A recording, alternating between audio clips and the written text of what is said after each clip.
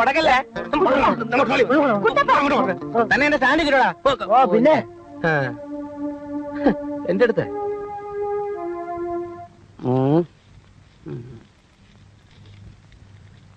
ശ്യാമേട്ടനുണ്ടോ? ആരാ? എന്താ കാര്യം? നമ്മുടെ ശ്യാമണ്ണന്റെ മുറപ്പെണ്ണ. കണ്ടിട്ട് എന്തോ കാര്യമുണ്ട്. ഓഹോ, മുറപ്പെണ്ണ അല്ലേ? ചേട്ടൻ ഇവിടെ ഉണ്ടോ? അയ്യോ, ഉണ്ടെന്ന് മാത്രമല്ല, കുട്ടിയെ കാത്തിരിക്കാൻ കൂടാ. വന്നേ. നീ എവിടെ പോവാ? അയ്യോ, ഞാൻ ശ്യാമണ്ണന്റെ ബെസ്റ്റ് ദോസ്തല്ലേ. ആഹാ, ദോസ്തിയൊക്കെ അങ്ങ് പുറത്ത് കണ്ട ആപ്പ വെപ്പിക്കുന്ന കയറി നിരങ്ങാനുള്ള സ്ഥലമല്ലത്. അപ്പൊ പിന്നെ സാറോട് നിൽക്കുന്നത് പുറത്ത്. ആ കുട്ടി വന്നേ. ആഹാ,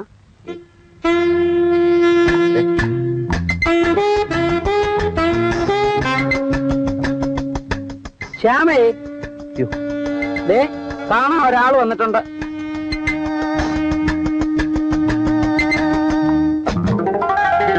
ശ്രീകുട്ടി, വണ്ടി എടുക്ക്. ശ്രീകുട്ടി അവിടെ നിൽക്കാൻ. എന്ത് പറ്റി? ഓ, ഒന്നും അറിഞ്ഞൂടല്ലേ? ഇതിനാണ് എന്നും കാലത്ത് ക്യാമറയും കെട്ടിപ്പോഞ്ഞോണ്ട് ഇറങ്ങുന്നല്ലേ? കൊണ്ട പെമ്പിള്ളാരുടെ അവിടെ ഇവിടെയൊക്കെ പിടിക്കാൻ നാളല്ലേ മനുഷ്യൻ? നീ ഒരുപാട് ചന്ത പെമ്പിള്ളാരെ പോലെ സംസാരിക്കരുത്. മാസിന്റെ മോശത്തിന് വേണ്ടി പെമ്പിള്ളാരുടെ ഫോട്ടോ എടുക്കുന്ന എന്റെ ജോലിയാ. അപ്പൊ പിന്നെ അവിടെ ഇവിടെയും പിടിക്കുകയും അങ്ങോട്ടും ഇങ്ങോട്ടും തിരിച്ചു നിർത്തുകയും ഒക്കെ ചെയ്യും. ഇത്ര മനസ്സിലാക്കാനുള്ള കഴിവ് 4 ലക്ഷം പഠിച്ചിട്ട് സിറ്റി ജോലി നിനക്കില്ലേ? സിറ്റി ആയാലും ഗ്രാമമായാലും എനിക്കിതൊന്നും സഹിക്കാൻ പറ്റില്ല. ഇപ്പൊ ഇതൊന്നും പറഞ്ഞാൽ നിനക്ക് മനസ്സിലാവില്ല. ഞാൻ ഹോസ്റ്റലിൽ വരാം. ഓ, ഇവിടെ ഇങ്ങോട്ട് പിടിച്ചോണ്ട് ആര് പറഞ്ഞു? അണ്ണാ ഞാൻ അറിഞ്ഞു അണ്ണ അവിടെ പെമ്പിള്ളേരായിട്ട് പഞ്ചായത്ത് നിനക്ക് ഞാൻ വെച്ചിട്ടുണ്ട് കേട്ടോ. എന്നാ മുഴുവൻ ഒന്നിച്ചെങ്കിൽ വരണം. ചുമ്മാ കണാവണ കടം പറയരുത്. വണ്ടി മൂത്ര വായിച്ചിട്ടല്ല ഓടുന്നത്. ഇതാ ഒരു നീണ്ട കഥ. നീണ്ട കഥ. പിടിച്ചോ. എന്തോ ഇത്? ഒരു നീണ്ട കഥ. മണ്ണിൽ വിരിഞ്ഞ പൂക്കൾ വാടിയപ്പോൾ. ബൈ OP വളശ PO. തിരിച്ചിട്ടാൽ മറിച്ചിട്ടാൽ വളശ. ഇത് വായിച്ചാൽ പെണ്ണുങ്ങൾ കരയും, ആണുങ്ങൾക്ക് കലി വരും, കുട്ടികൾ ചിരിക്കും, സിനിമാക്കാർ വായിക്കും, കാശി തന്ന് വാങ്ങിക്കും. എന്താ ഇതിന്റെ കഥ?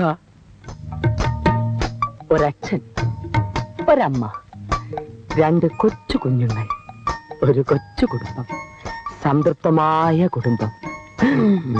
രാത്രി 12 മണി, നിശ്ചലമായ നിശ, എങ്ങും കനത്ത നിശബ്ദത.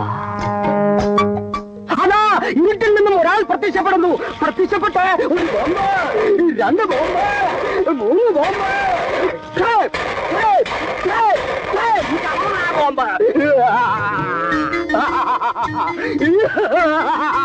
നിർത്തറയുമ്പോക്കി തോന്നി ദിവസം കാണിക്കാൻ നിന്റെ പറഞ്ഞു ചന്ദ്രൻ വിചാരിച്ചോ? അയ്യോ, സാറിനെ ഒന്ന് ഇംപ്രസ് ചെയ്യാൻ വേണ്ടിയായിരുന്നു. കുട്ടികൾ 2 ഓടി. അച്ഛനും അമ്മയും മരിച്ചു. ഓട്ടത്തിനിടയിൽ അവർ വേർപിരിയുന്നു. സെന്റിമെന്റ്. ഓട്ടത്തിനിടയിൽ അവർ പാട്ടിൽ വലുതാവുന്നു. വില്ലനെ കണ്ടുമുട്ടുന്നു. പ്രതികാരം തീർക്കുന്നു. ചേട്ടനും അനിയനും ഒന്നിക്കുന്നു. ഒരാളുടെ കാമുകിക്ക് വേണമെങ്കിൽ ക്യാൻസറോ സ്വൽപ്പ കിഡ്നി ട്രബിളോ ആകാം. അതിനൊരു സൈഡ് ട്രാക്ക് വേറെ ചേർത്തിട്ടുണ്ട്. തീർന്നോ? വേണമെങ്കിൽ കുറച്ച് ഇലാബറേറ്റ് ആയിട്ട് പറയാം. ഇനി ഒരു അക്ഷരം മിണ്ടാൻ നിന്റെ കിഡ്നി ഞാൻ തകർക്കും. എന്നിട്ട് വേണം ഇങ്ങനെയുള്ള ചീപ്പ് കഥകളൊന്നും ഞാൻ പ്രസിദ്ധീകരിക്കില്ലെന്ന് നിനക്ക് അറിഞ്ഞൂടെ? എന്റെ പേരെന്താണെന്ന് അറിയാമോ? അറിയാം. MTE ദാമോദരൻ. മഹാനായ ടൈം എഡിറ്റർ ദാമോദരൻ. മഹാതെണ്ടി എരപ്പാളി ദാമോദരൻ എന്നും പറയും. നിന്റെ തന്ത പറയും. പുള്ളിക്കാരൻ പറയും. നല്ല വിവരമുള്ളവനായിരുന്നാ നാട്ടുകാർ പറയുന്നത്. നാട്ടുകാർ പറഞ്ഞു കേട്ട അറിവല്ലേ നിനക്കുള്ളൂ. നിന്റെ തള്ളയൊന്നും പറഞ്ഞിട്ടില്ലല്ലോ. മനുഷ്യനെ മെനക്കെടുത്താതെ പോകാം. സാർ ഏത് തരത്തിലുള്ള കഥകളാ പബ്ലിഷ് ചെയ്യുക? ആധുനിക സാഹിത്യ സൃഷ്ടികൾ, അല്ലെങ്കിൽ ശുദ്ധഹാസ്യം. അതുമല്ല, കുറച്ചുകൂടെ കിഴിപ്പോട്ട് ഇറങ്ങുകയാണെങ്കിൽ നമ്മുടെ എന്റെ ഇന്നലകൾ പോലെയുള്ള സാധനങ്ങൾ. നിന്റെ ചുളുവരട്ട് പണികളൊന്നും എന്റെ അടുത്ത് എടുക്കണ്ട. ഇപ്പോൾ ഞാൻ പോകുന്നു. പക്ഷെ പൂർവാധികം ശക്തിയോടെ ഈ OP വളച്ച തിരിച്ചു വരും. ആ ഏറുപടക്കം കൊണ്ട് ഇതിനകത്തേക്ക് കയറിയേക്കരുത്.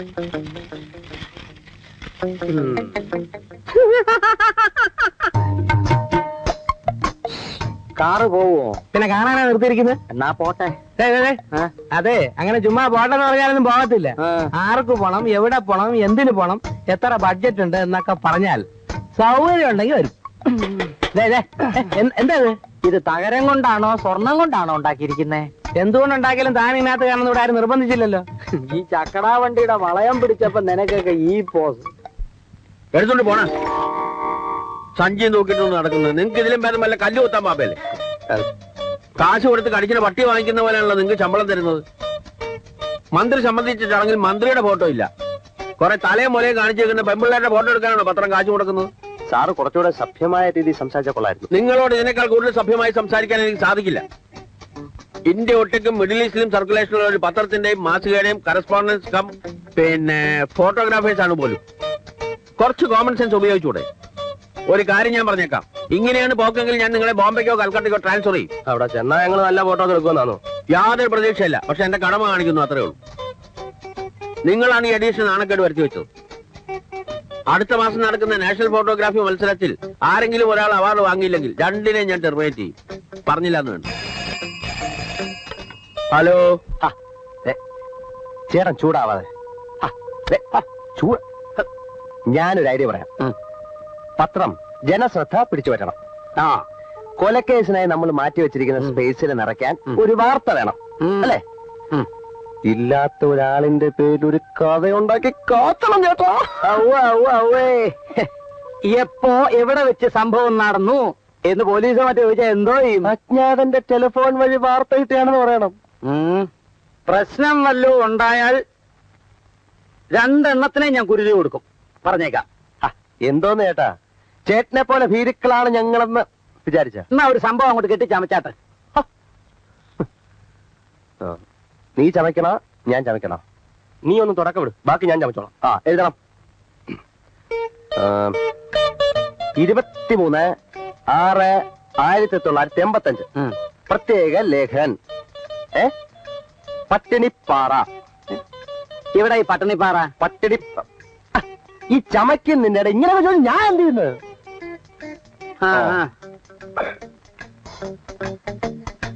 എട്ടുവീട്ടി തറവാട്ടിലെ ഇപ്പോഴത്തെ അവകാശിയും അനേകം തൊഴിലാളി കുടുംബങ്ങളെ വഴിയാധാരമാക്കിയ ഒരു ചരിത്രവുമുള്ള എട്ടുവീട്ടിൽ രാഘവൻപിള്ള ബുധനാഴ്ച രാത്രി 4 ഹരിജൻ യുവതികളെ ബലാത്സംഗം ചെയ്ത് കൊന്നിരിക്കുന്നു. അത് മതി. അവശ വിഭാഗങ്ങളെ കയ്യിലെടുക്കാൻ, ആവേശം കൊള്ളിക്കാൻ അത് മതി. ബുധനാഴ്ച രാത്രി ഒരു 12 മണിയോടടുത്താണ് സംഭവം. ദൂരെയുള്ള ഗ്രാമത്തിൽ പകലന്തിയോളം പണിയെടുത്ത് തളർന്ന മതാലസകളായ 4 ഹരിജൻ യുവതികൾ പട്ടിണിപ്പാറയിലുള്ള ഒറ്റയടിപ്പാതയിലൂടെ നടന്ന് അപ്പോൾ മദ്യപിച്ച് മതോന്മത്തനായി കൂട്ടുകാരോടൊപ്പം ഒറ്റയടിപ്പാതയിൽ നിൽക്കുകയായിരുന്ന എട്ടുവീട്ടിൽ രാഘവൻപിള്ള ഹരിജൻ യുവതികളെ കടന്നു പിടിക്കുന്നു. കൂട്ടുകാരുടെ സഹായത്തോടെ വീണ് കിടക്കുന്ന ഒരു തെങ്ങിൽ കെട്ടിയിട്ടാണ് തീയാൻ കാര്യം സാധിച്ചത്. തുടർന്നുള്ള നാടകീയ മുഹൂർത്തത്തിൽ 4 സ്ത്രീകളും കൊല്ലപ്പെട്ടിരിക്കുന്നു. ബാക്കി മനോധർമ്മം പോലെ നടത്തണം. ശരി, 8 ഓളത്തിൽ മതിയോ? ശകലം ഭാവന യൂസ് ചെയ്യണം.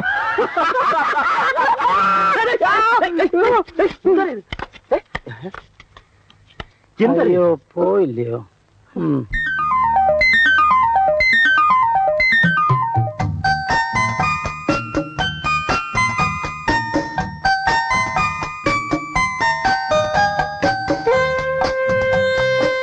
சார் இது வந்து இது அங்கே அங்கே பாரு இது வந்து ரியல் போட்டோவா അതാ அந்த வந்து പെയിന്റിങ്ങാ?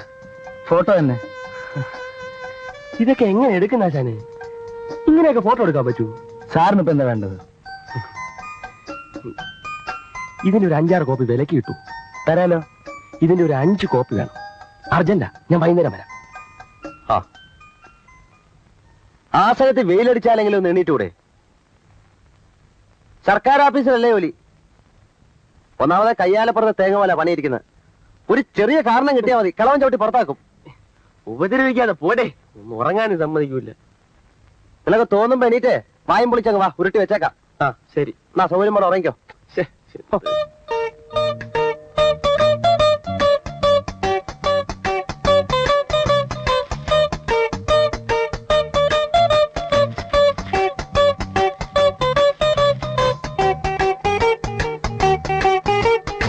പാചകലോകം ചിക്കൻ മസാല. ആകാശവാണി മദ്രാശി. കലാരംഗം. ഇന്നത്തെ കലാരംഗത്തിൽ ആദ്യം പാചകലോകമാണ്. കോഴിക്കറികൾ എങ്ങനെ ഉണ്ടാക്കാം എന്നതാണ് വിഷയം. ആദ്യമായി ചിക്കൻ മസാല. കോഴിയെ നന്നായി കഴുകി വൃത്തിയാക്കുക. ആവശ്യത്തിനുള്ള മുളക്, മല്ലി, കുരുമുളക്, കറി മസാല, ഇഞ്ചി, ഉരുളക്കിഴങ്ങ്, തക്കാളി, പച്ചമുളക് ഇവ റെഡിയാക്കി അടുത്ത് വെക്കുക. മുളക്, മല്ലി, കറിമസാല, വെളുത്തുള്ളി ഇവ നന്നായി അരച്ചെടുക്കേണ്ടവയാണ്. ഉപ്പിനെ കുറിച്ച് ഞാനിവിടെ പറയുന്നില്ല, പക്ഷെ അത് ഇടേണ്ടപ്പോൾ കറിയിലിടാൻ മറക്കരുത്. ഇനി കോഴിയെ കയ്യിലെടുക്കുക.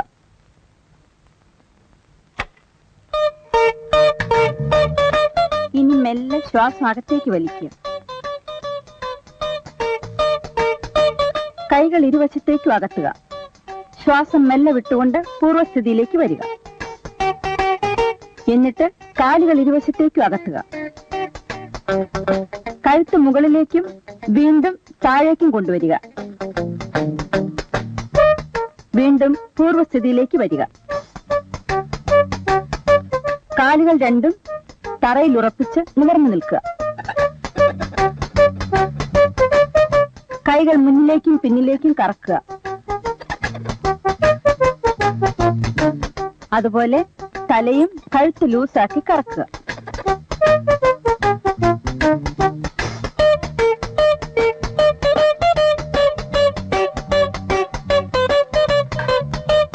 ഇപ്പോൾ നിങ്ങളുടെ മുന്നിൽ ഇരിക്കുന്നതാണ് സ്വാദിഷ്ടമായ ചിക്കൻ മസാല. ഇനി വൃത്തിയായ പാത്രത്തിൽ സാലഡുകളോടൊപ്പം വിളമ്പിയാൽ മാത്രം മതി. ഇന്നത്തെ പാചകലോകം ഇതോടെ അവസാനിക്കുന്നു.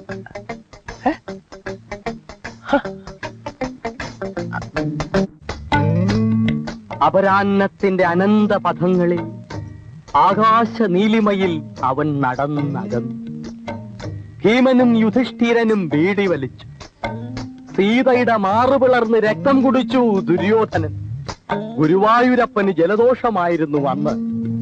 അമ്പലത്തിന്റെ അകാൽ വിളക്കുകൾ തെളിയുന്ന സന്ധ്യയിൽ അവൾ അവനോട് ചോദിച്ചു, ഇനിയും നീ ഇതുവഴി വരില്ലേ ആനകളെയും തെളിച്ചുകൊണ്ട്? എങ്ങനുണ്ട്? നിന്റെ തലയ്ക്ക് വല്ല അസുഖമുണ്ടോ? ഇല്ല. പിന്നെ എന്താ അതിന്റെ അർത്ഥം? സാർ ആധുനികമേ പബ്ലിഷ് ചെയ്യൂ എന്ന് പറഞ്ഞതുകൊണ്ട് സ്വപ്പ കഞ്ചാവ് അടിച്ചുകൊണ്ട് എഴുതിയതാ. കഴിഞ്ഞ തവണ പറഞ്ഞ അതേ ബോംബ് കഥ തന്നെ, സ്റ്റൈല് മാറിയപ്പോ ഇങ്ങനെ ആയിപ്പോയി. എടാ മരമണ്ടം കഴുതേ, നിനക്ക് പറ്റിയ പണി എന്താണെന്ന് ഞാൻ പറയാം. ഇതല്ലേ എനിക്കറിയാം, പക്ഷെ അവന്മാർക്ക് ഇപ്പൊ യൂണിയൻ ഉണ്ട്. അതുകൊണ്ട് അതേ സ്റ്റാറ്റസ് ഉള്ള വേറൊരു പണി ഞാൻ നോക്കി. ഒന്നുകിൽ ഒരു എഡിറ്റർ ആകുക, ഇല്ലെങ്കിൽ ഒരു സാഹിത്യകാരനാകുക. അതൊന്നുമല്ല ഞാൻ പറയാൻ വന്നത്. നീ കോമഡി എഴുതണം, മറ്റൊന്നും വേണ്ട. നിനക്ക് പറ്റിയ അബദ്ധങ്ങൾ മാത്രം കുറിച്ചിട്ടാ മതി. അത് തന്നെ ധാരാളം ഉണ്ടല്ലോ. അതെങ്ങനെ ഒരു കഥയാകും? ഹാസ്യത്തിന് കഥ വേണ്ട, സിറ്റുവേഷൻ മാത്രം മതി. ഫോർ എക്സാമ്പിൾ, ഞാൻ ഇല്ലാത്തൊരു ന്യൂസ് ഒരു ചുറ്റുപാടിൽ ഇല്ലാത്ത ഒരാളെ കുറിച്ച് പ്രസിദ്ധീകരിച്ചു എന്ന് വിചാരിക്കാം. അയാൾ ശരിക്കും ഉണ്ടായി. അയ്യോ, അതെങ്ങനെ? അങ്ങനെ സംഭവിച്ചു എന്ന് സങ്കല്പിക്കുക. അയാൾ എന്നോട് എങ്ങനെ പെരുമാറും? അത് പറയാൻ പറ്റില്ല. ആളിന്റെ സ്വഭാവം പോലെ ആ പെരുമാറ്റമാണ് കോമഡി. നീ ഒന്ന് അയാൾ എന്നോട് എങ്ങനെ പെരുമാറും ഊഹിച്ചു പറ, നിനക്ക് കോമഡി മനസ്സിലാവും. അത് അത് തുണയുണ്ടെങ്കിൽ ഇറങ്ങി വരില്ല. 8 വീട്ടിൽ ലാഭമുള്ള ഏതോടെയാ മായവങ്കപ്പെടുത്തിയത്? നിന്റെ പത്രം ഞാനിത് അവസാനിപ്പിക്കൂടാ. എടാ, ഇതിനകത്ത് ചങ്കരപ്പുള്ള ഒരു ചെറ്റ ഇരിപ്പില്ലടാ. ഉണ്ടെങ്കിൽ ഇറങ്ങി വരില്ല. കുത്തും കൊലയും ജയിലും ഒന്നും എനിക്ക് പുത്തരി നാറികളെ എല്ലാத்தைയും ഞാൻ ബോംബിട്ട് നശിപ്പിക്കും. ഞാൻ കൊലമരത്തിൽ കയറുവിടാ. ഇറങ്ങി വരണോ അതോ ഞാൻ അങ്ങോട്ട് വരണോ? ആരുടെ ഇവിടെ ചാടുന്നത്? ഇപ്പൊ ഒരു കുത്തു കേസ് ജയിലിൽ നിന്ന് ഇറങ്ങിയതേ ഉള്ളൂ. പേര് 8 വീട്ടിൽ രാമപിള്ള. 8 വീട്ടില് രാമപിള്ള. മാനവും മര്യാദയ്ക്ക് മനുഷ്യൻ ജീവിക്കാൻ സമ്മതിക്കില്ല. അയ്യോ, തല്ലല്ലേ? ഞാൻ പറയുന്നത് കേക്ക്. ഞാനല്ലേ എഴുതി. ഇനിയാടാ ഉടുപ്പേന്ന് വിടെ. ഉടുപ്പേന്ന് വിടെ. ഞാൻ കാണിച്ചു തരാം. വന്നത്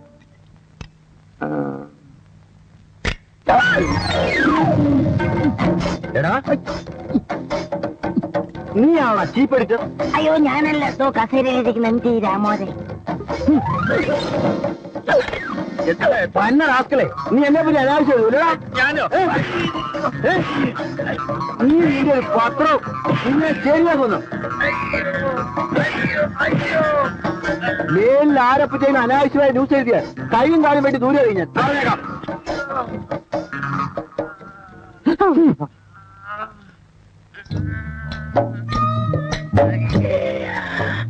ആകാരത്തിന് വല്ല അംഗഭംഗവും സംഭവിച്ചോ സാർ?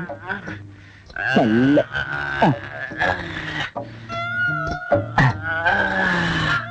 ഇപ്പൊ പിടികിട്ടി എന്താണ് കോമഡി. വിത്തിൻ 2 weeks കഥ റെഡി.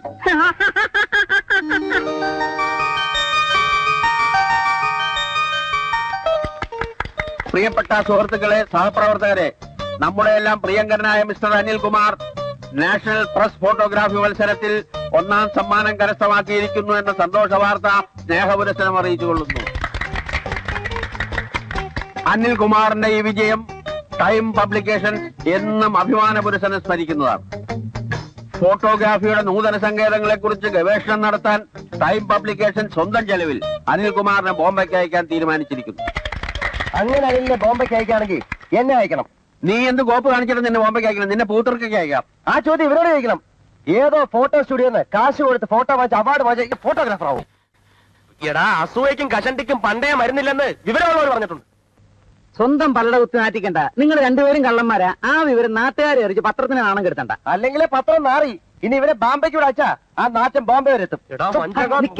ഫോട്ടോ കട്ടതോ മോഷ്ടിച്ചതോ എന്നുള്ളത് എനിക്കൊരു പ്രശ്നമേ അല്ല. നാണമില്ലാത്തവന്റെ പ്രശ്നത്തിൽ ഒരു ആല് കളിച്ചാൽ അതും അവനൊരു തണലാണെന്ന് ഷേക്സ്പിയർ പറഞ്ഞിട്ടുണ്ട്. അതുകൊണ്ട് അനിൽകുമാറിന് ബോംബെക്ക് അയക്കാനുള്ള എന്റെ തീരുമാനം പാറ പോലെ ഉറച്ചതാണെന്ന് ഞാൻ എല്ലാവരെയും അറിയിച്ചുകൊള്ളുന്നു. കയ്യടി.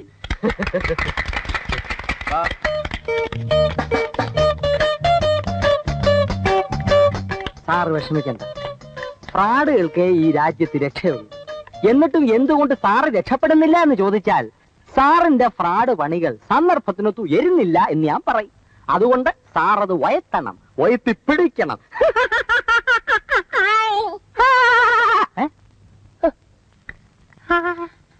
സാറേ, സത്യം, ധർമ്മം, നീതി, ന്യായം ഇതൊക്കെ ദൈവങ്ങൾക്ക് മാത്രമുള്ളതാ.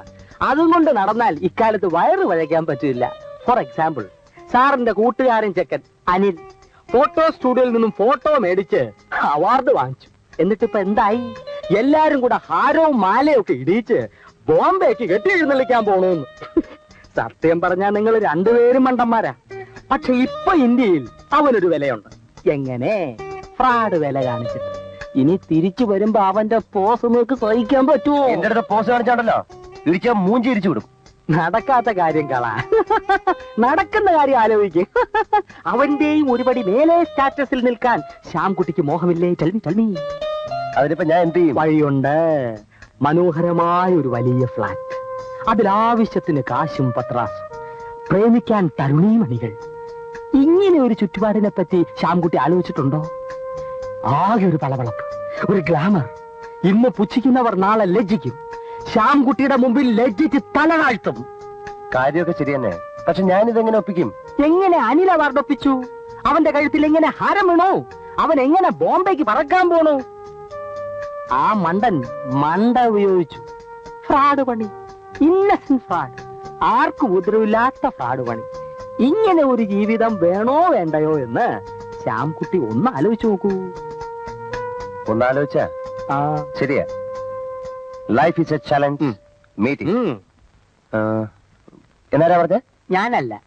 പക്ഷെ പറഞ്ഞ നാറിക്ക് വിവരമുണ്ട്. കേൾക്കുന്ന നാറികൾക്കും വിവരം ഉണ്ടാവട്ടെ.